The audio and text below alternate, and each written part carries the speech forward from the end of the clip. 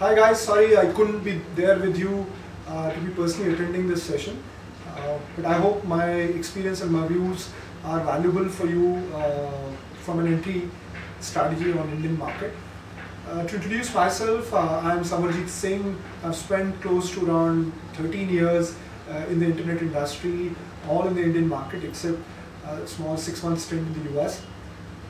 Rest of the time I've spent working in the broadly in the e-retail industry, but I have worked in various aspects of digital as an industry in the country.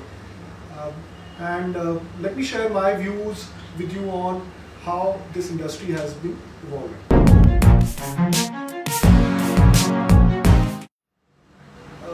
The last 13 years which I've spent in the internet have gone in creating a company called Taj Online, which was started in 2001. And we exited in 2002. That was an NRI gifting website. Post that, I was involved in setting up a company called Bazi. In 2005, we sold it to eBay, and then I worked with eBay for around 2.5 years.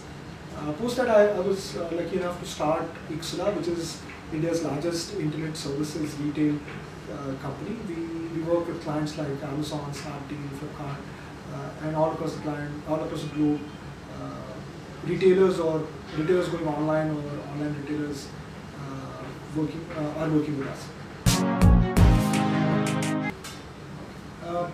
To elaborate my experience, my entry into internet happened when we started a company called Taj Online. Taj Online was India's first NRI gifting website. When we say NRI, it is a non-resident Indian which is potentially living in UK, US, and wants to send gifts to India. Because internet was fundamentally more prevalent in the West, and there was lack of opportunity to set up a business where consumers from India could use the internet. So we first started with a company only catering to Indians living abroad. It was a very successful business. We had a successful exit to a very large company. In 2002, I got involved in setting up a company called Bazi. Bazi was an equivalent of eBay in India. I used to lead the whole retail business for them before we exited to them in 2005 to eBay, and Bazi became eBay India. And I was fortunate to work with a great company like eBay, and then I led the whole category management and the seller management experience for them for the next 2 years. In mid of 2007, and more towards the end of 2007, we started Iksula. Iksula is now a 600 people strong internet services retail company. We are the people who make infrastructure for internet businesses in India in terms of technology, in terms of marketing operations, customer service, marketing, all portions are done by us. So it's been a fabulous journey. I hope to continue with the same, as I see a great future for internet businesses in India. I think the whole exciting thing about Indian market, I think firstly is the sheer size of the market in terms of people. We are a country of 1.25 billion strong people. What has changed in the last 5 years, specifically in the internet side of the business, is the internet penetration. I remember when we started Taj Online, and the reason we focused it on NRI business was that the amount of internet penetration in the country was just negligible. I remember the total population of internet people in the country at that time was 1 million people. So just a million people had internet. And as we look today, it has drastically changed in the last 12, 13 years. Today, the amount of people on internet is around 150 million people. And to me, this has changed the whole digital landscape of the country. And the most important thing to note there is that the 150 million internet users are predominantly more in the I would say the 20 to 35, 40 as a bracket, which is a classical age where you really consume, and your appetite to start or potentially try new mediums is the highest. So to me, this has been the biggest change which has happened in the last 20 years, or 15 years or so. The reason I think I'm very bullish about it is this entire change has come because of mobility.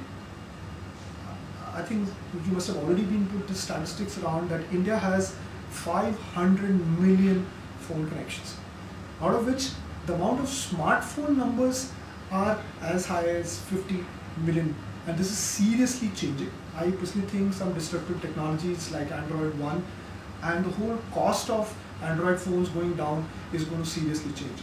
Just think about the scenario that in next 5 years, if 500 million people in India had a smartphone, and how big a market we can create for digital services.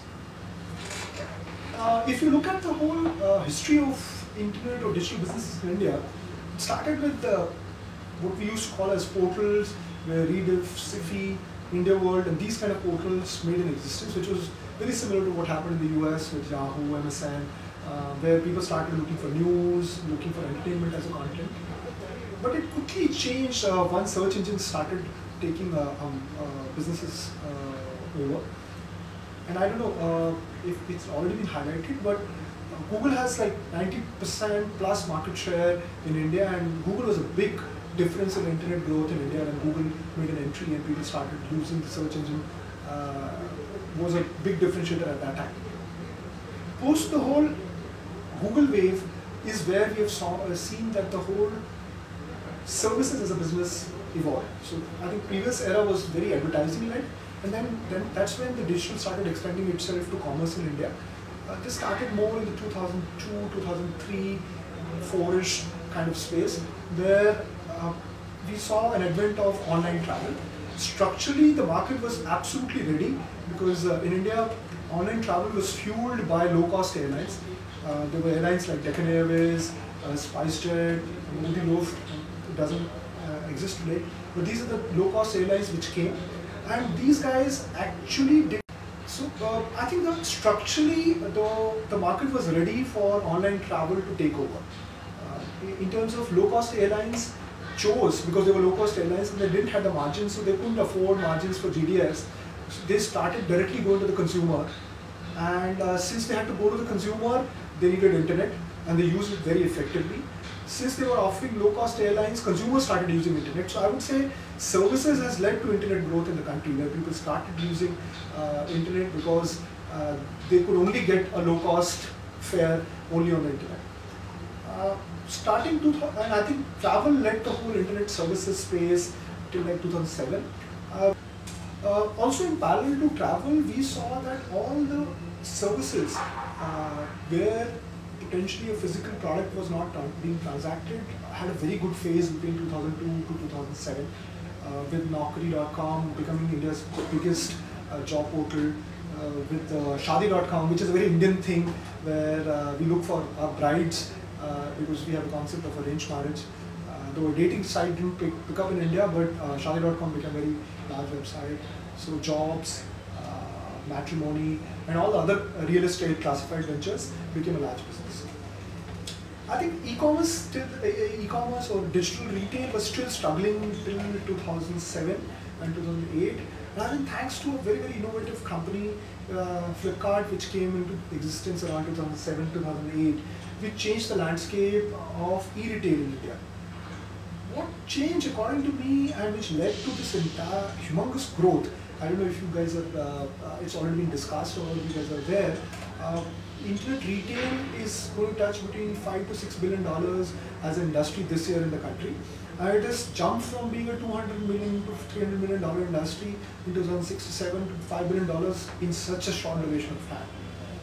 What I think what Flipkart did is that it understood that the biggest reason stopping Indians to buy online was the trust, and they really worked on it. They made sure all their policies, their customer service, their delivery policies were extremely aligned to making and creating that trust. And I personally think that has been the biggest reason that internet retail has become such a big phenomenon in the Indian digital industry. In addition, in the last 2-3 years, what I've seen is as mobility has become very popular, a lot of services which could potentially be location-based or geo-fencing based have become very large. Uber as a service is picking up very large in India. There is an equivalent competitor called Ola.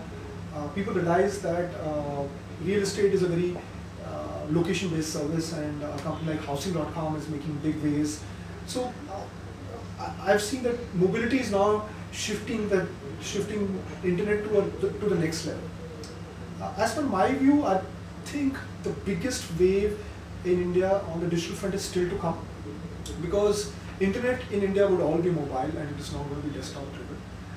Because with 500 million phones converting into smartphones in the next 5 years, the game would get played on the mobility front. As we've covered, I think I just took you through the history of how services and retail and now mobility has taken over. I think what we should also look at is that what are the challenges which the internet companies or digital businesses are facing in India. I would say there are fundamentally two broad buckets of challenges which I see. One is traditionally we as a country are maturing on a commercial legal front.